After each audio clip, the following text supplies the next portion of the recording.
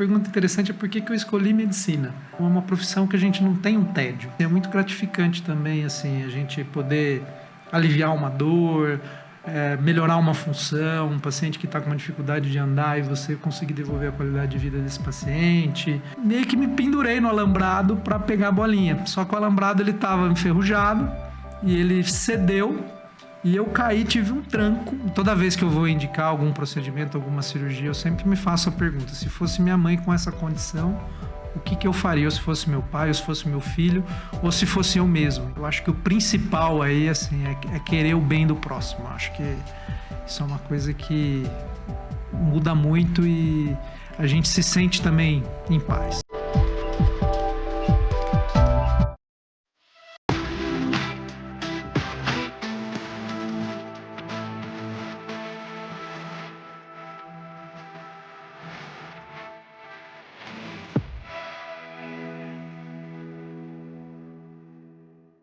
Olá, seja bem-vindo a mais um Nossa Coluna Podcast. Hoje a gente tem um convidado que é muito legal, assim, a ideia. Tem um provérbio que é bíblico que fala que tem amigos mais chegados que irmãos. E eu conheço ele não há muito tempo, mas a gente criou um vínculo e eu tenho uma admiração e um respeito muito grande. E é uma honra ter ele aqui no nosso programa. Apresenta quem é esse mega convidado. Dr. Henrico Ioriati. Ele é nosso amigo, é neurocirurgião, é um dos melhores cirurgiões que existem, que a gente acha, e ele é casado com uma mulher incrível, que eu adoro. Tudo bem? Tudo bem, que prazer. Daqui a pouco eu vou chorar aqui também. Vocês dois são mega queridos, é um prazer enorme estar aqui, assim. Vocês já praticamente são da nossa família, né? Sempre é um prazer aqui, hoje estar na casa de vocês também, né? Um prazer aí imensurável, uma alegria muito grande a gente poder estar aqui hoje conversando. Não sei do que vocês querem saber de mim, mas... Muitas coisas. Vamos arrancar tudo que a gente puder para ajudar você que está aí em casa. Muito e eu já quero saber, por que você escolheu a neurocirurgia? Neurocirurgia foi um pouco depois, acho que você... Uma pergunta interessante é por que eu escolhi medicina. Quando eu estava no segundo colegial e meu avô adoeceu e ficou internado aqui em São Paulo. Foi uma cirurgia que a primeira vez ele adoeceu, teve um infarto, teve um primeiro atendimento, ficou bem e daí depois precisava fazer uma cirurgia maior para corrigir o problema definitivamente. E ele foi operado e ele nunca acordou da cirurgia. Ele teve uma complicação séria, enfim, e foram 3 meses assim, de muita angústia e de incerteza. A gente não sabia o que estava acontecendo. E eu lembro que eu vinha todo final de semana com meu pai, né, e via minha avó, revezava aqui, ajudava, enfim, minhas tias, enfim. Então foi um período muito angustiante, assim, e essa incerteza, essa impotência, assim, eu já sempre tive um sonho de ser médico, mas isso só me reafirmou, assim, o desejo de fazer medicina. Né? E com relação a neuro, foi muito inusitado, assim, porque a minha graduação inteira, assim, desde o segundo ano de faculdade, porque meus pais são professores acadêmicos, são professores universitários, então eu sempre fui envolvido no meio da pesquisa, cresci dentro da universidade. Então, desde o segundo ano, assim, eu era bolsista da FAPESP, e fazia iniciação científica e eu trabalhava muito com transplante. E a gente fazia uma iniciação científica com transplante de intestino, enfim, umas coisas meio inovadoras, enfim. E meu sonho era ser cirurgião de transplante. Aí eu fui para os Estados Unidos, fiz um internato nos Estados Unidos focado em transplante, eu ia fazer residência lá. E aí, por uma questão da vida aí, assim, eu acabei desistindo um pouco, ficando um pouco desiludido com algumas coisas aqui. E num estágio que eu estava fazendo da anestesia, eu tive a oportunidade de assistir uma neurocirurgia, porque até na graduação a gente não tinha tanto contato assim. E aí tinha um cirurgião brilhante, eu fiz lá em Botucatu, na Unesp, e aquele professor me chamou e falou: vem cá, Henrique, você está interessado? Olha aqui no microscópio, vem ver isso aqui e tal. E a hora que eu vi o cérebro no microscópio, Eu achei aquilo fascinante e eu falei assim, esquece tudo que eu fiz. Uau. Faltando 2 meses para a prova de residência, ainda bem que deu tempo de mudar. E aí eu me joguei na neurocirurgia. E assim, acho que foi uma das decisões mais sábias que eu fiz até hoje, sabe? Uma pessoa apaixonada por neurocirurgia, agora por coluna, enfim. Porque, na verdade, assim, são especialidades que trazem muito desafio, né? Assim, então, acho que a gente está sempre sobre um novo desafio. A gente não é uma profissão que a gente não tem um tédio, né? Por outro lado, a gente tem uma responsabilidade muito grande. Gigantesca. Mas, por outro lado, também assim, é muito gratificante também assim, a gente poder aliviar uma dor, melhorar uma função, um paciente que está com uma dificuldade de andar e você conseguir devolver a qualidade de vida desse paciente. É uma responsabilidade grande, mas, por outro lado, para a gente também é um retorno muito grande também. Muito legal isso. Explica para mim, o que é um neurocirurgião? Pergunta difícil. As pessoas têm muito essa dúvida, sabia, Gi? Primeiro, o Henrique é um amigo, parceiro, um confidente. E as pessoas perguntam, doutor, é neurocirurgião ou ortopedista? O que é a especialidade da neurocirurgia? Qual é a formação de um neurocirurgião? A nossa formação de residência, primeiro que assim, a neurocirurgia é uma especialidade que são 5 anos, né? Então, o primeiro ano é para...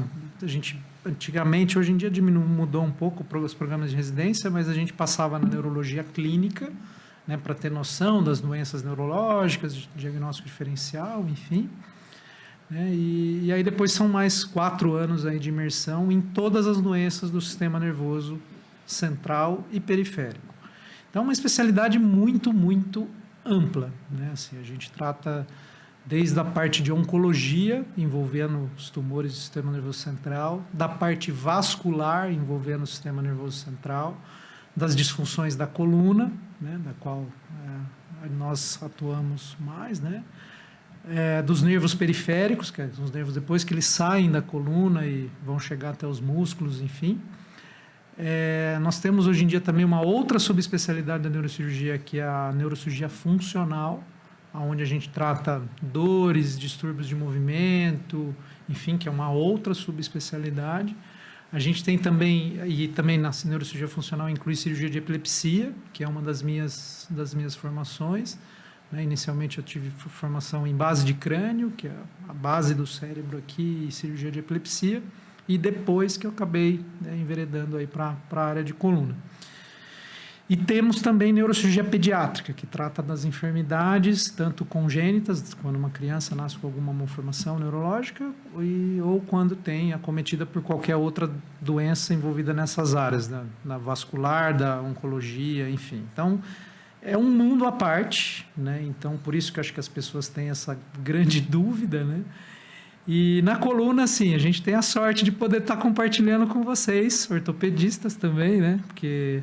acho que isso eu fiz muito amigo, assim, é uma área que a gente tem desde o neurocirurgião que se especializa mais em patologias da coluna, que acabou sendo o meu caso também, e assim como o ortopedista que se especializa também na área de coluna, né? E, então isso é muito legal, porque a gente pode trocar essa experiência, tem visões diferentes também, eu acho que isso a gente se soma. E é muito legal porque hoje eu trabalho muito e tenho muitos amigos ortopedistas, né? Isso é uma troca muito boa, assim. Isso foi uma coisa que depois que a gente mudou para São Paulo foi muito legal, porque a gente consegue somar forças e montar um bom time. Nos bastidores, a gente estava tomando um café e eu perguntei se ele queria um café de ortopedista ou de neuro. Ele falou, eu também já sou um ortopedista. Então, eu acho que é isso, né? Quem pergunta, e aqui está a resposta, a gente se complementa. Então, é ver a qualidade, os defeitos de cada área e tentar trazer o melhor para o paciente. Hoje, a sua vida se dedica exclusivamente à coluna? Em parte, sim, né? Assim, eu tenho alguns parceiros, né, neurocirurgiões que trabalham comigo, então acaba que muita coisa, eventualmente são coisas muito específicas, eu acabo direcionando para alguns parceiros, enfim, mas eu sempre tive uma formação muito ampla, né? Durante 8 anos eu coordenei uma equipe grande de neurocirurgiões, Então, a gente tinha um volume grande de todas as especialidades. Isso, para mim, foi a minha maior escola, muito mais até que a própria residência, talvez.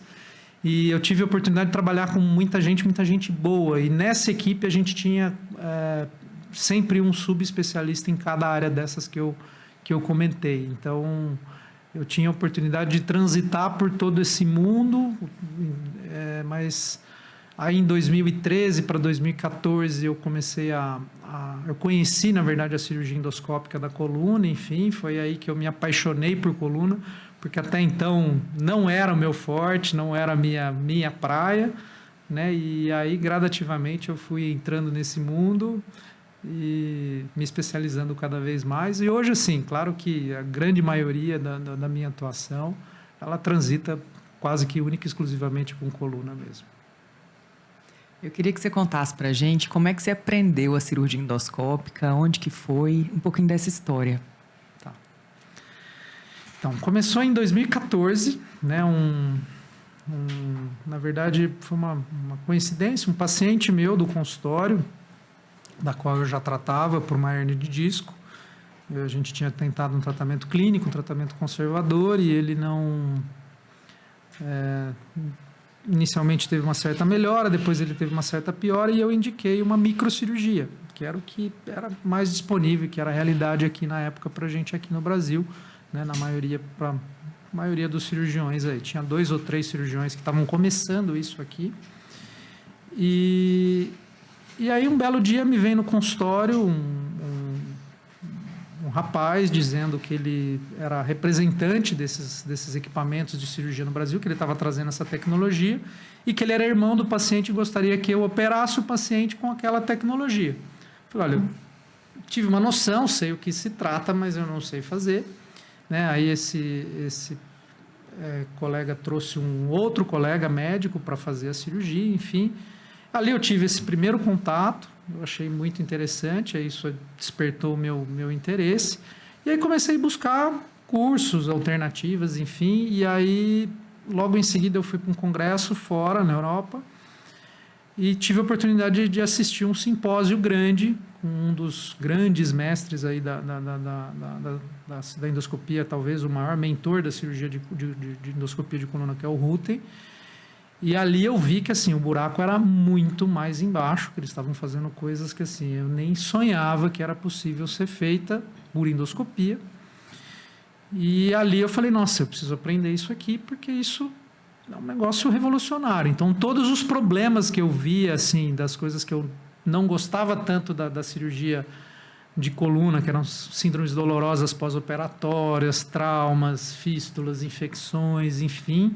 Isso era minimizado pela endoscopia e eu já fazia muita endoscopia de base de crânio, né? Então, são cirurgias pelo nariz, enfim, por vídeo, para tumores, principalmente tumores hipofisários, meningiomas, enfim.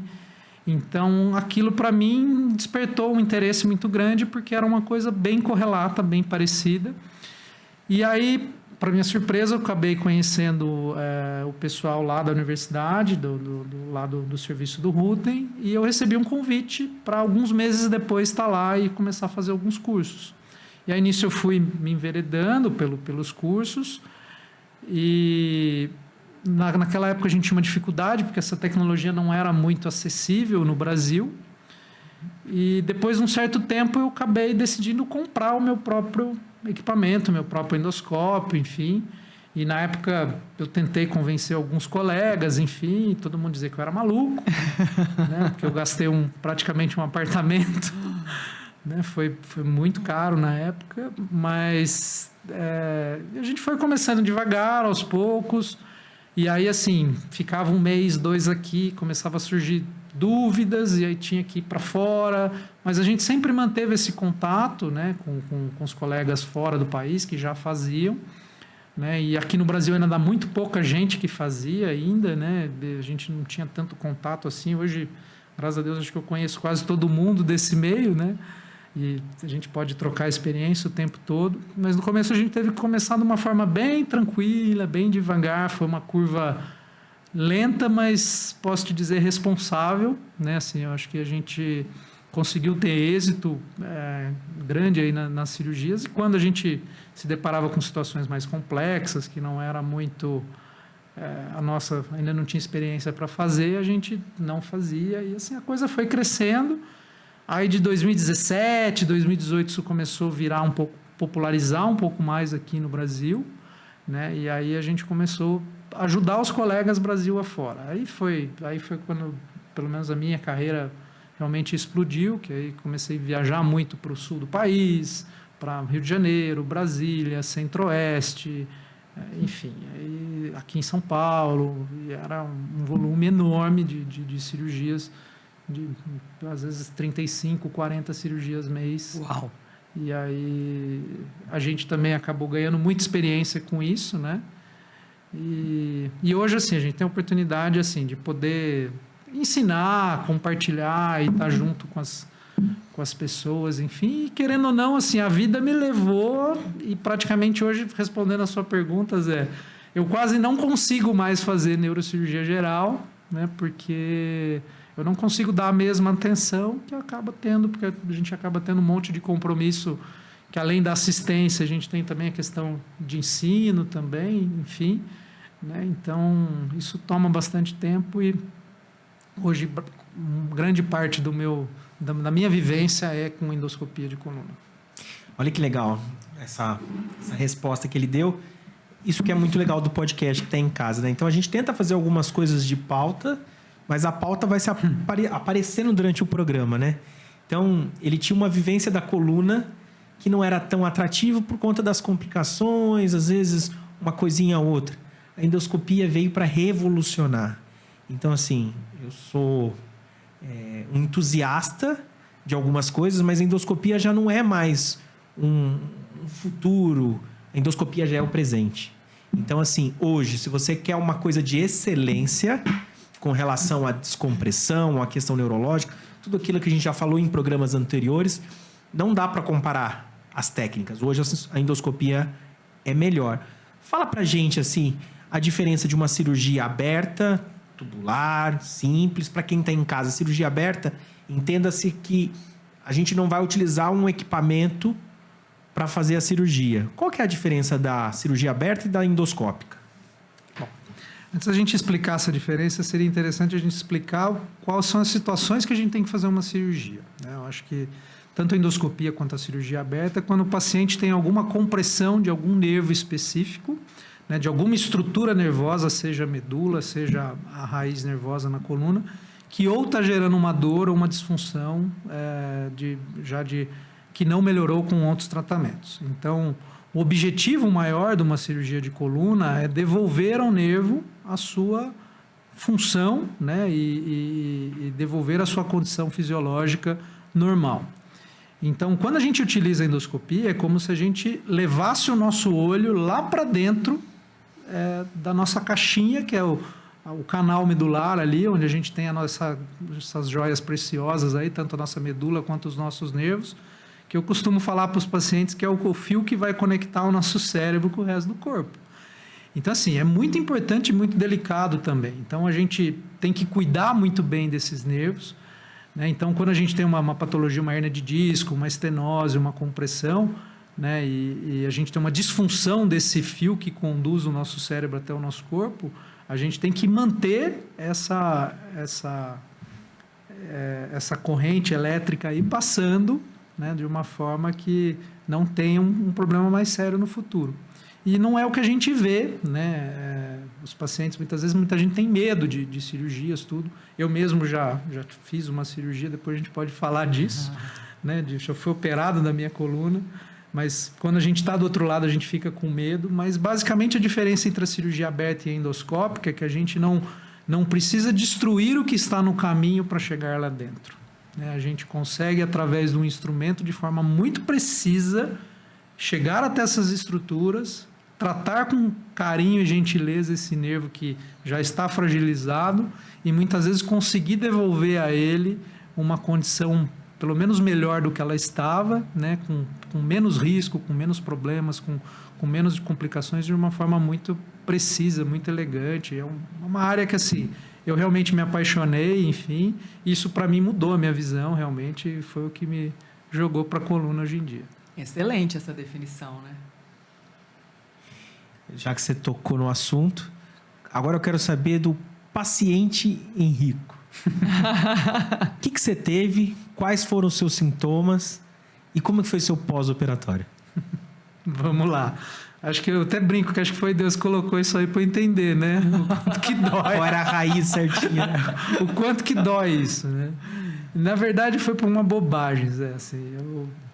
A gente faz umas besteiras no dia a dia, assim, eu fui jogar tênis com um colega, esse colega atrasou e eu fiquei batendo a bolinha no final da quadra, batendo paredão ali.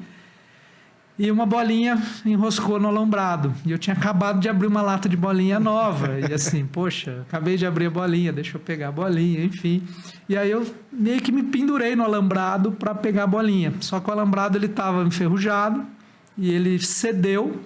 E eu caí, tive um tranco. Na hora eu senti um choque enorme na coluna.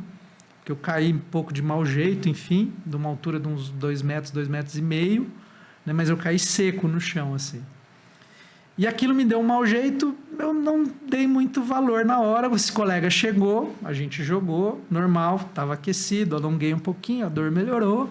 E no dia seguinte, pela minha primeira vez na vida, eu acordei completamente, eu senti o que era estar travado da coluna.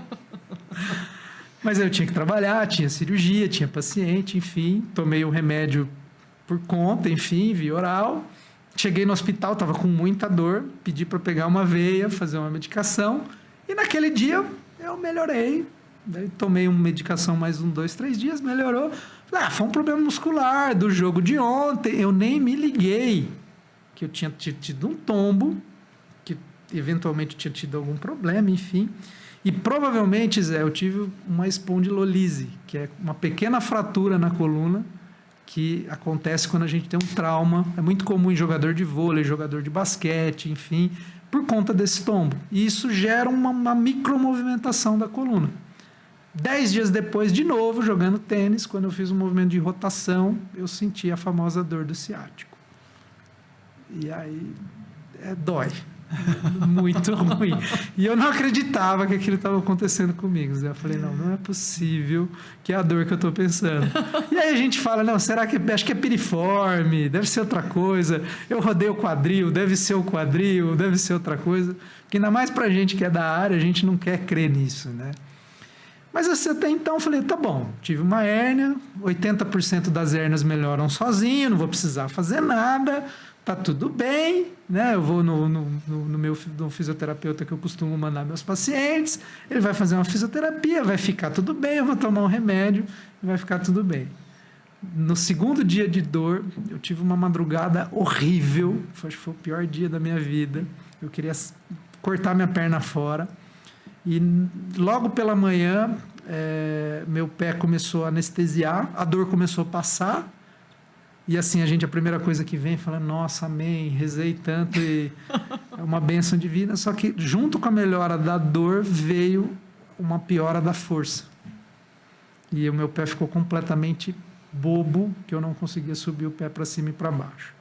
Isso a gente chama de melhora paradoxal, que assim, isso não é uma melhora, isso é uma piora, significa que o seu nervo está morrendo e já parou de gritar.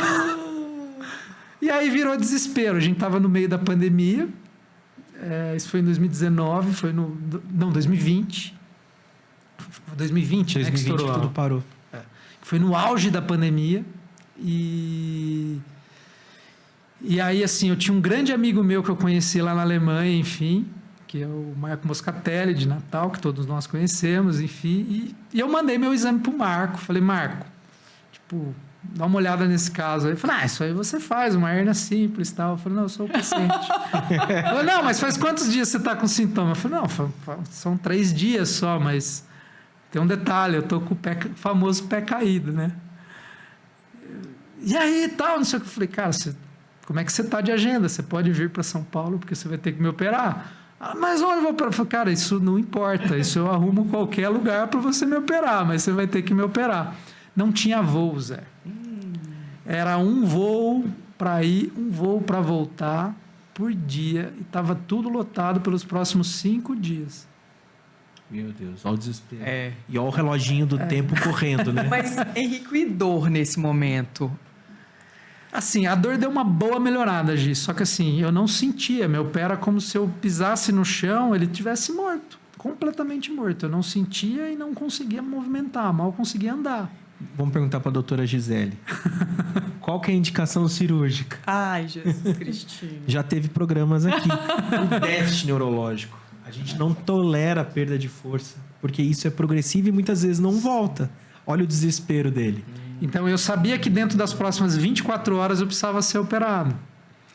E aí eu liguei nas companhias aéreas tal, e pedindo pelo amor de Deus, dizendo que eu era médico, que o meu médico precisava vir, ou eu precisava ir até o meu médico, num desespero grande. E eu achei uma pessoa abençoada, que foi uma menina da Gol, que me ligou meia hora depois, falou: olha, a gente teve uma desistência de um comissário que se positivou para a Covid, ele não vai embarcar, e eram esses comissários que iam fazer trânsito, que iam estar como passageiro. Vagou uma vaga, só que eu não estava andando direito, só tinha uma vaga. Nossa. E aí a Fernanda, minha esposa, falou assim: meu Henrique, mas como você vai sozinho para Natal? Falei: me viro, vou de qualquer jeito no aeroporto, mas eu vou chegar lá, enfim. E aí eu cheguei lá naquele mesmo dia, já fui internado e logo em seguida operado, né? E a primeira coisa quando eu acordei da anestesia foi olhar para o meu pé e assim, já ver que os movimentos já estavam muito melhores, não tinha melhorado ainda 100%, mas já estavam 70%, 80%. E assim, foi uma felicidade enorme. E nisso, assim, eu nem fiquei internado, eu acabei indo embora para casa junto com o cirurgião, para casa dele, né? E à noite, isso, censura aí, né? Era dia 12 de junho, dia dos namorados. Dia dos namorados. Aí a Fernanda chegou no dia seguinte, né? E a gente ainda comemorou ainda e tomou eu tomei uma tacinha de vinho, mas... Enfim, a gente conseguiu ainda brindar à noite, a gente tem até uma foto ainda desse dia, enfim... que, assim, eu passei por toda essa dor, passei por todo esse... Vocês conseguiram essa foto? Não, você vai mandar pra gente. A gente vai mandar e na edição a gente vai colocar. Olha que fantástico esse relato, né? Um grande cirurgião endoscopista contando a experiência que ele sentiu. Quem está em casa provavelmente está se identificando. Então, assim, quem já operou ou quem vai ser operado e que tiver a oportunidade de assistir isso, olha que incrível. Então, assim, o desespero, principalmente porque a gente sabe a consequência Sim. de não operar. E a recuperação. É fantástico isso. E eu vou além disso. Eu acho você muito humano e um médico muito humano. E quando você tem essa experiência de ter passado por isso, você tem um olhar muito diferente dos seus pacientes, sabe? Você tem lugar de fala, né? Tem. Eu acho que medicinas assim, eu acho que nada mais se resume à regra de ouro. Eu acho que assim, você não faz nada ao próximo que você não faria para você mesmo ou alguém da tua família, sabe? Eu acho que toda vez que eu vou indicar algum procedimento, alguma cirurgia, eu sempre me faço a pergunta: se fosse minha mãe com essa condição, o que eu faria? Ou se fosse meu pai, ou se fosse meu filho, ou se fosse eu mesmo, entendeu? Então, eu acho que quando a gente toma essa regra, eu acho que para nós cirurgiões a chance de a gente errar é muito pequena. Claro que assim, a medicina é complexa, enfim, a gente tem que se capacitar, estudo, muitos anos de dedicação, treinamento, enfim, né? Mas eu acho que o principal aí assim, é querer o bem do próximo. Eu acho que isso é uma coisa que muda muito e a gente se sente também em paz. Isso é muito importante falar, porque isso a gente já comentou. É o que é a filosofia que eu falo para o residente, quando a gente está conversando, examinando tudo. E medicina não é uma ciência exata. 2 mais 2 não é 4 na medicina. Uhum. Existem os riscos. Tanto é que o paciente que vai ser submetido a uma cirurgia assina um termo, sabendo dos riscos. Quais foram os riscos que você correu na sua cirurgia? A primeira coisa que você pensa ali também, assim, eu, como bom médico tigre, né? Que nós médicos, a gente se automedica, a gente... Enfim, tomei um monte de coisa. E, assim, eu tomei tanto corticoides, porque assim, naquele desespero do pé voltar, praticamente eu fiz uma pulsoterapia, né? e minha pressão foi lá para a lua. Eu não tinha pressão alta, mas por conta de um dos efeitos colaterais do excesso de corticoide foi minha pressão ter subido muito. E mais o estresse, a ansiedade, pandemia, lockdown, estava tudo fechado. Né? Eu tinha que estar ali, quando a menina me ligou, eu tinha que estar em 4 horas no aeroporto e eu estava no interior por conta do lockdown, estava tudo fechado aqui em São Paulo e a gente foi para o interior. Isso aconteceu comigo lá. Né? Eu tinha que vir para São Paulo, enfim, toda essa logística. E assim, o meu pré-operatório, a gente fez o exame correndo, enfim, fizemos todos os pré-operatórios, mas a gente estava numa urgência médica, assim, porque aquilo poderia impactar toda a minha carreira como médico, enfim. Eu era o maior interessado que aquilo acabasse o mais rápido possível. Por outro lado, assim, quando a gente deita numa mesa de cirurgia e a gente está do outro lado, né, é complicado, assim. Por mais que a gente confia, né, na medicina, nos colegas, a gente sempre tem o frio da barriga. Não dá para ser frio e desumano de achar que nada vai acontecer, né? Mas, graças a Deus, a despeito dessa questão da pressão foi um pouquinho difícil. Né? E a outra coisa, como eu tive uma hérnia por um trauma, né, porque eu tive essa queda, enfim...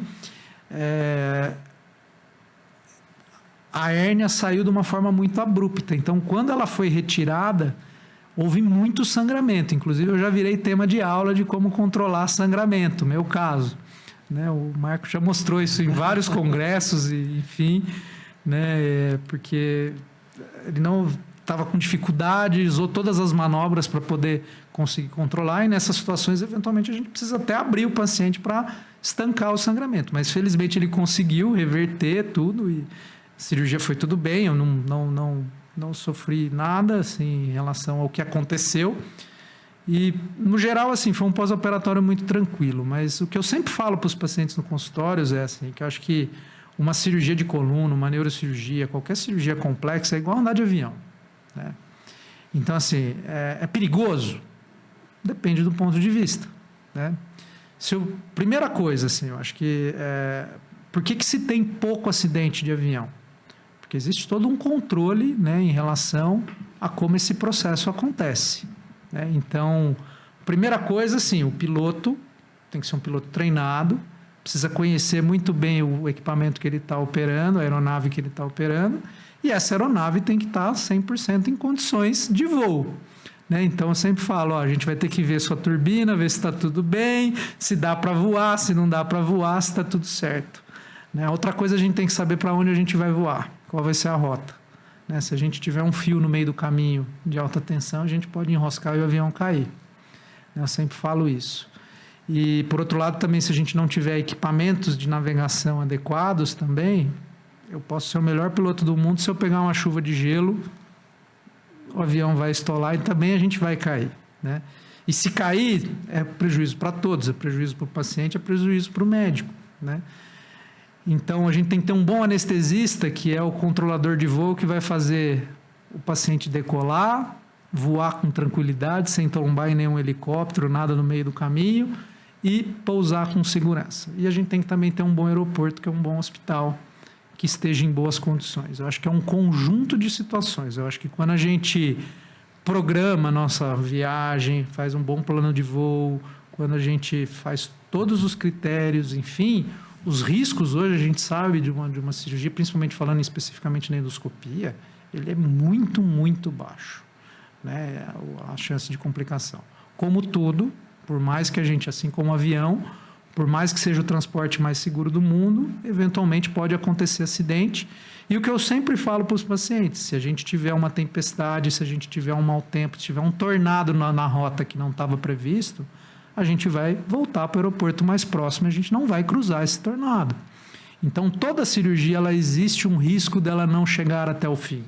Né? Então, isso eu falo para todos os pacientes, isso é uma coisa muito clara, principalmente hoje em dia que a gente faz cirurgias complexas, de vários segmentos, vários níveis, enfim, e toda cirurgia, até eu como paciente, corri o risco de receber uma cirurgia aberta, mas é muito mais honesto da nossa parte como médico expor as nossas dificuldades e eventualmente retroagir e não causar um mal para o paciente, do que realmente por ego, vaidade, prosseguir com alguma coisa achando que consegue e causar uma lesão definitiva numa pessoa. Porque para a gente é só mais uma cirurgia, mas assim, para o paciente é a cirurgia que acabou com a vida dele. Então acho que a gente tem que se colocar sempre no lugar do paciente. E sempre que assim, primeira dificuldade que a gente tem, primeira coisa acho que é pedir a Deus, enfim, pedir calma e pedir para iluminar, que felizmente ele sempre ajuda a gente, né? E segunda coisa, assim, é procurar respirar, ter calma, assim como numa situação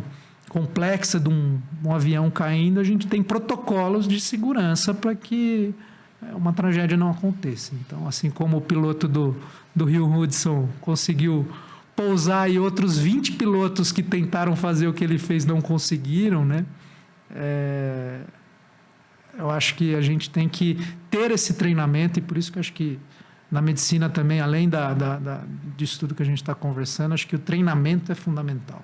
Eu acho que isso é a repetição, o treinamento em simulador, em cadáveres, modelos vivos, enfim, isso é fundamental, porque para a gente saber a situação de risco, como a gente sair, e também estar com gente experiente, poder assistir, enfim, para saber o que acontece. Como eu falei lá no começo, assim, no começo a gente tinha dúvidas, conforme a gente tinha que alçar voos mais longos, dúvidas surgiam, a gente tinha que sair do país, enfim. E felizmente hoje, assim, o Brasil é um dos maiores centros aí tanto de formação quanto de execução de cirurgia endoscópica no Brasil. Acho que hoje a gente pode falar que o Brasil, com relação à endoscopia, ela está acima dos Estados Unidos. Sim. É mesmo? Que legal. Então, assim, a complexidade do que a gente faz hoje e a excelência que a gente executa, a gente pode falar que a gente tem poucos os países que estão na nossa frente. Né? Sim. Que sorte a minha aqui, né? Com os melhores. Imagina. E o que é legal dessa frase que ele falou? Que é uma coisa que eu paro para pensar. Tem um hospital aqui em São Paulo que ele coloca um papel de parede no teto. Quando o paciente está entrando na sala de árvore, de pensamento. Como cirurgião, a gente não olha para o teto, né? Não. E o que o paciente só está enxergando é o teto. É verdade. Então, é incrível isso como paciente. E a segunda frase é a hora de voo, né? Você tem que saber se o seu piloto que vai conduzir aquela cirurgia, se ele tem hora de voo. Sim. Porque cirurgia, a impressão que às vezes o paciente tem, é que o corte é tão pequenininho. Doutor, isso aqui não é cirurgia. Eu falo um exemplo que é como se fosse retirar petróleo, né? Uhum. Então, a camada pré-sal está lá embaixo. A gente só vê um caninho saindo o petróleo. Então, é essa a experiência. E estar do lado do Henrico é incrível ver ele operar. E ele coloca o sarrafo da cirurgia cada vez mais alto, né? Antes se acreditava que só faria hérnia. E hoje não é verdade isso, né? Sim. A gente teve a oportunidade aí de quebrar algumas barreiras, na verdade, assim, né? Eu acho que até também um pouco por essa pressão aí também, assim, por como a gente começou muito cedo, enfim, e muitos colegas precisavam e pediam socorro para a gente em situações mais complexas, né?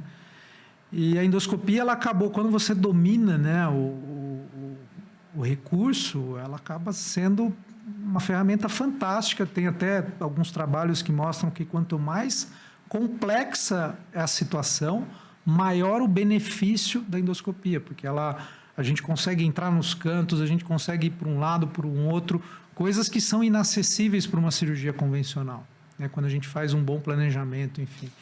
E nisso a neurocirurgia me ajudou muito, porque a gente sempre está acostumado a colocar os exames no computador, fazer reconstruções 3D, ver os trajetos, ver a melhor rota, enfim, estabelecer o melhor acesso.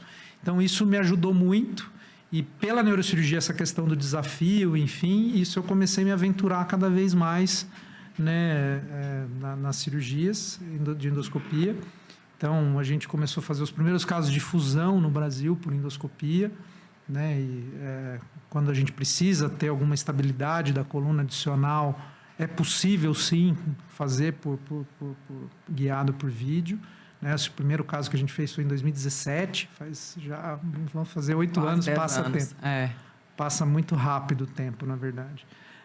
descompressões medulares para coluna cervical, colunas torácicas. Então, eu lembro que a primeira vez que eu fui fazer uma over the top da cervical, que é uma técnica que a gente faz para medula, essa cirurgia nunca tinha sido feita aqui em São Paulo, nem no Brasil, até o nosso conhecimento. Né? Existiam alguns relatos, enfim. Né? Eu lembro que o Ricardo Ferreira estava na cirurgia e ele me chama de italiano. Eu falei, italiano, você é louco, não sei o que e tal. Eu falei, Ricardo, qualquer coisa que aconteça, nós não vamos trazer nenhum mal para o paciente, enfim, qualquer coisa a gente volta para o aeroporto. Volta para o aeroporto, enfim. Mas eu estou confiante que essa seria a melhor opção para esse paciente. Né? E graças a Deus, essa cirurgia foi muito tranquila. Né? Eu acho que quando a gente planeja e faz tudo certinho, foi muito tranquilo. E aí foi assim, mais uma indicação. Depois, logo em seguida, eu fiquei sabendo que o Davi já fez um caso, enfim, e vários outros colegas começaram também a fazer. Isso que é muito legal, assim, né? E essas iniciativas. E depois teve uma outra situação que, assim, foi uma infecção grave, enfim, que a gente teve que fazer uma cirurgia totalmente inédita, que foi aquela cirurgia do odontoide. E a gente não tinha outra opção, o paciente aí corria risco de vida, porque era uma compressão da transição do cérebro com a coluna. E por essa questão da base de crânio que eu fazia, enfim, mais uma vez eu juntei aí a neurocirurgia com a coluna, enfim, ou as outras experiências que a gente tinha. E aí eu tinha lido na literatura, existiam 3 relatos de caso dessa técnica feitos até hoje. E a gente estava lá com o paciente internado, em risco de vida. E é isso ou é isso? Isso é isso. Olha que doido. Aí a gente já não está falando da primeira cirurgia do Brasil, a gente está falando da 4ª do mundo. Uau! E aí, também daí a gente chamou um time de peso para estar junto e tal. Aí o Davi estava comigo na cirurgia lá também, o Ricardo Ferreira também estava, que acho que os dois já devem ter tido com vocês aqui no podcast. E que são pessoas também que são amigos maravilhosos, assim, profissionais deslumbrantes, assim. E assim, certeza assim, de chegar para a família e falar, olha, tipo, a gente tem essa situação, eu tenho essa opção, a menos pior talvez seja essa, mas eu nunca fiz. E ser sincero, né? Compartilhar. Eu acho que assim, acho que a gente tem que compartilhar também as dificuldades, né? Só que por outro lado, assim, se a gente não toma uma ação, né? A gente não sabe a consequência, assim, para o paciente, sabe? E graças a Deus foi assim, foi uma cirurgia que foi um estresse muito grande, assim, porque, como eu falei, a cirurgia é um processo, né? Assim, quando a gente faz algo novo, né? Assim, muita coisa a gente tem controle desse processo, outras coisas não. Então, foi uma cirurgia que a gente teve tempestades, a gente teve tornados. Só que essa viagem, como era um risco de vida iminente, né? A gente precisava terminar. E aí foi uma cirurgia bem exaustiva, mas a gente conseguiu terminar. E bem sucedida. Puxa, depois o paciente que não estava andando, no dia seguinte começou a andar, enfim, e começou a voltar. E a última vez que ele foi no consultório, ele falou assim, eu estou te devendo o risoto de camarão que você tem que vir comer em casa, sabe? Olha, que legal. Isso é a parte que... E o incrível de tudo isso, fazendo um paralelo com o avião, às vezes a gente está lá no avião, turbulência, o que for... A gente pousa, acha que o voo foi, né, tranquilo. E não sabe, às vezes, a dificuldade do piloto e do cirurgião, né? Sim. Então, cirurgias, eu não sei como é você, mas quando é uma cirurgia muito complexa, grande, desafiadora, eu nem preciso de despertador. Sim. Eu acordo umas 2, 3 vezes, eu falo, nossa, já tenho que ir. Não, ainda está cedo. Não, já tenho que ir. Porque a gente começa a mentalizar isso já, desde a véspera, né? Então, assim, se a gente começa a estudar os passos... saber como que vai ser a sequência, e quando a gente mentaliza isso, né, de uma forma mental e tem todo esse raciocínio, esse planejamento 3D e repassa os passos, né, e acho que a cirurgia acontece, né, de uma forma mais tranquila, vamos dizer assim. Só que a gente tem esse estresse, a boca fica seca, dá cãibra na perna, enfim... dor no pescoço, enfim, a gente sai com esse problema, né? Mas é tão prazeroso quando acaba e a gente vê que deu certo, né? Deu certo. E puxando um paralelo em relação ao que a gente estava falando, essa questão de planejamento, uma coisa muito interessante, muita gente me pergunta sobre como é que vai ser a medicina nessa nova era com inteligência artificial, né? E esse planejamento, assim, essa execução, esse pensamento que a gente fica, na verdade, hoje em dia já existem programas de inteligência artificial que assistem grandes cirurgiões realizando cirurgias. Então, ele começa a inteligência artificial começa a aprender com o que é o certo, a sistemática, os passos, né? E isso no futuro, Zé, não no futuro, isso já é um presente relativamente próximo já. O robô ele vai ser capaz de nos alertar de, olha, você está numa situação perigosa, ou você fez algum passo que foi insuficiente, precisava ser um pouco mais, enfim, ele vai conseguir nos guiar e nos ajudar nesse processo também de planejamento. Qual que é a melhor rota, qual que não é. Claro, a gente tem hoje, nós humanos, a gente tem o poder de arbitrar, né, o quanto a tecnologia pode ou não e quanto você vai aceitar tudo isso, né? Mas um trabalho em conjunto mas isso é muito interessante. Já tem várias empresas, inclusive uma delas recentemente esteve no Brasil mostrando o trabalho deles. Então, isso para cirurgias por vídeo, cirurgias robóticas, vídeo assistidas, enfim. Inclusive, assim, se tiver um problema num equipamento, por exemplo, se o equipamento superaquecer, por exemplo, correndo o risco de lesionar o nervo do paciente, remotamente essa inteligência artificial pode desabilitar aquele equipamento, prevenindo um risco e um acidente para o paciente. Isso é incrível. Então, assim, a tecnologia é uma coisa que está indo... E a gente tem que saber usar isso a nosso favor também, né? Assim, acho que a favor dos pacientes, né? Que acho que é o principal. E a cirurgia endoscópica, ela, em relação à normatização na ANS, ela é recente, né? Sim. Ela é de 2021 para cá. Sim. Mas hoje ela é universal. Hoje ela está no rol das operadoras. E se você tem uma patologia que tem a indicação, é uma coisa que é realizada, né? Infelizmente a gente está passando por um processo complexo aí, né? Assim, essa semana, infelizmente, eu tive um auditor que mudou a indicação da cirurgia. Eu pedi uma cirurgia endoscópica e ele me respondeu que estaria autorizado materiais de cirurgia aberta. E aí a pergunta do e-mail se eu estava de acordo ou não, né? Então, a primeira pergunta que eu fiz foi ligar, marcar um horário com o paciente. Olha, o convênio quer que a gente faça uma microcirurgia. Você estaria de acordo em realizar essa técnica? Não, doutor, eu quero fazer o que é melhor para mim, a cirurgia endoscópica. E a minha resposta para a auditoria foi, olha, de acordo com o que foi solicitado e a paciente que nos lê em cópia aqui, a própria paciente não deseja fazer uma cirurgia aberta, então isso não é uma decisão que compete a mim como médico, né? A minha decisão é tentar oferecer o que eu consigo fazer de melhor para o meu paciente, né? Porque a decisão não é... O médico não é o juiz que determina o que tem que ser feito. Ele compartilha riscos e benefícios. Sim. Todas as suas técnicas têm sua vantagem e a desvantagem. Eu acho que é isso mesmo. Sim. E a decisão não é nossa, é do paciente.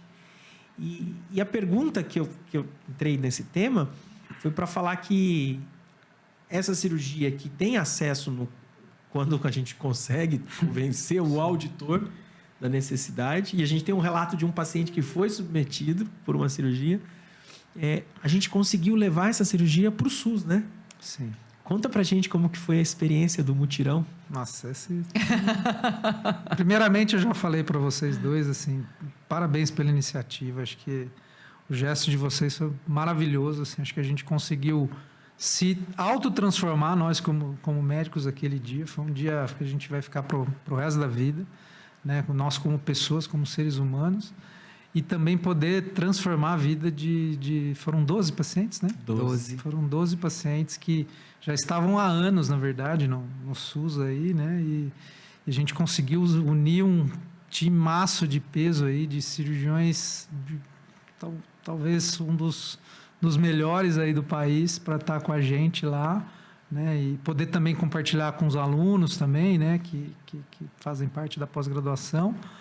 E os alunos poder ter essa experiência de voo, entendeu? E estar com a gente ali também nesses casos. Mas o mais impressionante, assim, foi ver a alegria dos pacientes quando eles acordavam e voltavam da anestesia, sabe? Porque muitos deles já tinham anos e anos e anos de problemas e fila. E aí a gente se pergunta, né, assim, por um lado a gente tem o custo, que é inerente à tecnologia, inerente ao treinamento do médico, tudo isso não é um custo baixo, né? Mas, por outro lado, a gente tem um benefício, né? E a gente começa a se perguntar o quanto que vale, qual que é o valor realmente que isso traz para um paciente e também para o sistema público. Porque se a gente for pensar na cirurgia em si, talvez ela seja mais cara. Mas se a gente pensar que um paciente desse estava no INSS sem trabalhar há 5 anos, essa cirurgia já foi paga há muito tempo, né? E esse dinheiro, infelizmente, não foi bem empregado, né? E uma pessoa infeliz, né? Uma pessoa que não dorme, uma pessoa com dor, uma pessoa com depressão, uma pessoa que não consegue ter o sustento adequado para sua família, que não, às vezes tinha uma renda adequada, enfim. Tenho vários pacientes que, por exemplo, um era marceneiro, tinha uma marcenaria e conseguia dar um sustento bom para sua família, e eventualmente ele teve um problema grave de coluna, foi mal operado depois de anos, assim, não teve uma cirurgia bem sucedida, e ele passa no consultório, coitado, assim, esse paciente já faz desde a época que a gente atendia o SUS, enfim. Esse é um paciente que eu ainda atendo por pro bono. A gente faz isso muito, às vezes, no consultório. Tem muitos pacientes que a gente atende dessa forma, né? Porque precisa de uma assistência, precisa de uma medicação, precisa, às vezes, escutar, desabafar e ter um suporte, enfim, né? Por mais que ele tenha uma condição, enfim. Mas esse paciente, por exemplo, ele está já há muitos anos numa condição ruim. Então, você começa a se perguntar, né? Realmente isso é caro para o sistema de saúde? Eu acho que essa inversão de valores que a gente tem é uma coisa muito grande. Eu acho que se a gente focasse, até pensando nos auditores, nos operadores de saúde, se treinasse melhor os médicos, se melhorasse um pouco da qualidade, evitasse desperdícios, e fizesse uma medicina bem feita, será que realmente isso é mais caro? Tem vários trabalhos no mundo todo que mostram que não, né? Que isso é muito mais barato, na verdade. Mas, infelizmente, se por um lado no Brasil a gente tem essa pujança, a gente tem essa desorganização que dificulta muito trazer essas tecnologias e trazer tudo isso para a gente. Por mais que a gente tenha treinamento, né, hoje em dia, até por robótica, né, como eu te falei outro dia, recentemente a gente esteve na Alemanha, eu fiz um treinamento incrível com robótica, enfim, e a gente volta empolgado, querendo fazer, enfim, mas aí tudo fica muito caro, né? E fica difícil da gente, que nem eu falei quando eu comecei, né, comprar um apartamento toda hora para a gente matar a nossa curiosidade, a nossa vontade de fazer o melhor. Então isso é uma coisa que a gente ainda precisa brigar para uma medicina melhor, eu acho que... E essa iniciativa no Mutirão, eu acho que assim, isso mostrou que é possível, né? E, primeiro, assim, começa da iniciativa de vocês, de novo, acho que o querer o bem ao próximo, acho que é o principal, e todos lá, eu acho que estavam empenhados, e esse dia, assim, acho que essa energia que a gente teve lá nesse mutirão foi muito legal, porque desde o porteiro do hospital até o pessoal da limpeza, pessoal da alimentação, pessoal da administração, anestesia, auxiliar de enfermagem, porque assim como a gente falou no avião, né, a gente tem todo um processo. Se você está comendo uma bolachinha ou tomando uma água no avião, é porque alguém fez a sua parte, né? E todo mundo fez a sua parte aquele dia. Então, assim, e a energia para a gente conseguir, a gente achou que a gente ia sair lá 10 horas da noite destruído, a gente saiu de lá renovado. Foi. Né? Saímos bem mais cedo do que o horário previsto. Recebeu mais do que a gente doou, né? Muito mais. Mas a gente sempre recebe quando a gente doa. Eu acho que foi divino aquele dia, sabe? Eu fico pensando, eu falo, nossa, foi muito divino. E aqui, quando é que vai ser o próximo? Então, eu que te pergunto. Estou esperando o próximo convite. Agora, no segundo semestre, a gente vai fazer o segundo mutirão. A gente está ajustando data, local, mas um dos nossos capitães aí tem que estar com a gente. Não, já convite, sempre. Já aceito, desde já. Eu acho que é uma troca muito válida. E essa frase do custo da cirurgia, a gente tem que pensar que, além da parte financeira, tem coisas que a gente não consegue mensurar. Então, uma pessoa que tem dor é uma pessoa mal-humorada, uma pessoa depressiva, que o doutor falou. Mas às vezes é uma pessoa que não dá atenção pro filho. Às vezes perde um filho, perde uma esposa. Porque mexe na estrutura familiar toda, sabe? É muito complicado. E uma vez isso perdido, às vezes não se recupera mais. Sim. Então é incrível isso. E poder proporcionar e trazer essa qualidade é fantástico. É fantástico. E uma coisa assim, que a endoscopia mudou muito assim, a minha atuação como médico, como cirurgião especialista, enfim, assim, é que como a gente acaba se apegando muito aos detalhes, né? Assim, é muito detalhe mesmo, detalhe do detalhe, e a gente acaba vendo ali na coluna numa intimidade que a gente nunca tinha visto antes, né? A gente começa a fazer alguns diagnósticos que também a gente não fazia antes, né? Então, eu tenho um caso muito interessante de uma menina que era fisioterapeuta, e ela tinha uma dor no ciático horrível, tinha uma perda de força no pé, compatível com um nervo específico. E ela tinha ido a diversos médicos, em tese, com uma ressonância normal, né? Que não achava o problema e diziam que era a loucura da cabeça dela. E essa menina, assim, ela parou de trabalhar, ela fechou a clínica, e ela começou a ficar dependente de remédios, aí ela virou dependente de opioide, porque ela tinha dor, tinha um desespero. Ela foi internada 2 vezes por dependência de opioide, ela tinha dificuldade, a louca do opioide, aí esse paciente começa a ser jogado para escanteio, enfim. E um belo dia essa menina veio no consultório e ela falou assim, olha, você é minha última esperança, chorando assim, falou, olha, eu tenho esse problema, meu problema está no tal nervo, é uma radiculopatia de L5, eu sou fisioterapeuta, eu trato disso, eu não estou inventando, por favor, me ouça, me escuta e me ajuda, né? E aí, hoje em dia, com a questão diagnóstica, enfim, a gente fez uma ressonância específica dela. E ela tinha, o que acontecia é que assim, as ressonâncias convencionais não conseguiam pegar a fonte do problema. E aí, a hora que a gente fez um exame mais específico, o problema estava lá. E ela ficou 5 anos, né, nessa jornada aí de escuridão, vamos dizer assim. E aí era uma indicação de cirurgia endoscópica, enfim, a gente chegou lá, o nervo estava completamente grudado e comprimido num ponto bem específico, bem ali na via de saída ali da coluna, aquela síndrome de Fire-out que eu te mostrei outro dia, que a gente estava vendo aquele caso lá, e que ninguém fazia o diagnóstico, enfim, e aí essa paciente recuperou da dor, voltou, enfim, então isso assim, é uma coisa que não tem preço. Você vai falar assim, quanto custa isso? Não sei, não tem como colocar preço nisso, sabe? Isso é a verdadeira medicina, né? Esse caso é muito legal. Eu operei um caso e liguei para ele. Eu falei, vou operar aquele caso que você me mostrou. E eu mostrei para os residentes assim, esse é um caso raro. E assim, o que é legal da medicina, que é essa frase essa história que ele contou, tinha um professor que falava assim, você já viu aquela doença? Eu nunca vi essa doença. Pode ter certeza que um dia ela já te viu. Sim. Olha. Então, se você não sabe, você não consegue dar diagnóstico. Parabéns. É incrível poder trazer qualidade de vida, né? Dá uma sensação tão boa.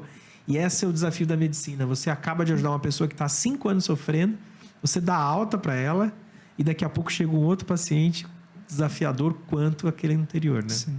Isso que faz a medicina ser bonita, né? Meu amigo, primeiro, eu quero te agradecer demais sua presença aqui. É uma honra poder te chamar de amigo de verdade. Eu que agradeço. É bonito ver ele explicar, é bonito ver ele operar, é bonito dividir com ele ali. A gente está numa pós-graduação do lado do nosso amigão Davi. O Davi não veio aqui, tá nos enrolando. O doutor Ricardo já esteve aqui, foi um prazer conversar com ele. Do Ricardo eu vi. Do Davi eu achei que era episódio antigo. Não, mas a gente vai arrastar ele. Não, tem que arrastar.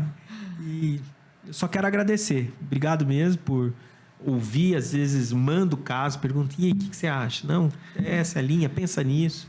Então, o mais legal de tudo isso é que a gente montou uma família, né? Assim, então, e essa família só cresce, né? E tendo em vista aí o que aconteceu agora recentemente em Natal, assim, mais de 700 cirurgiões específicos só focados em coluna num congresso com gente do mundo todo, né? Então, e o Brasil, assim, dando show, né?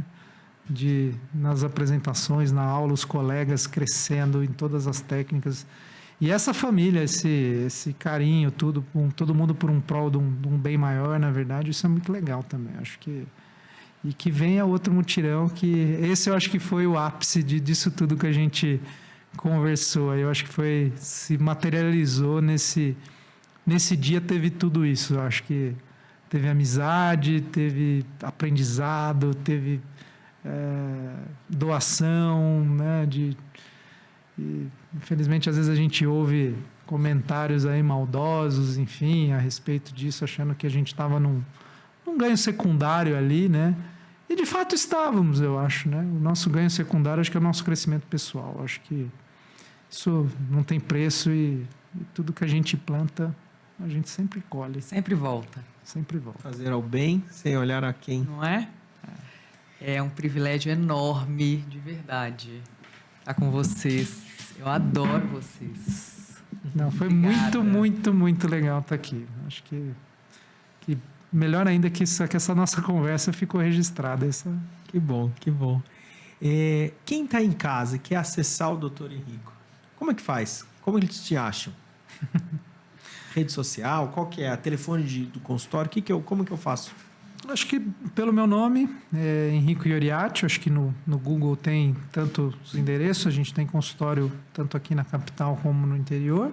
Que lugar do interior? As pessoas querem saber. A gente tem uma equipe no interior que atua principalmente em São Carlos e Ribeirão Preto, né? Na região ali de Ribeirão Preto tem uns médicos neurocirurgiões também que, como eu falei, que atuam nessas outras áreas, enfim. E tanto aqui em São Paulo também a gente tem também uma equipe que também a gente atua.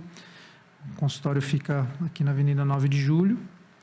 E o telefone está tanto nas redes sociais quanto também na rede social, meu Instagram é Henrico Neurocoluna. Tá? E, de novo, Henrico Salomão Ioriati. No Google tem os endereços dos dois consultórios. E aí, Gi? Massa, né?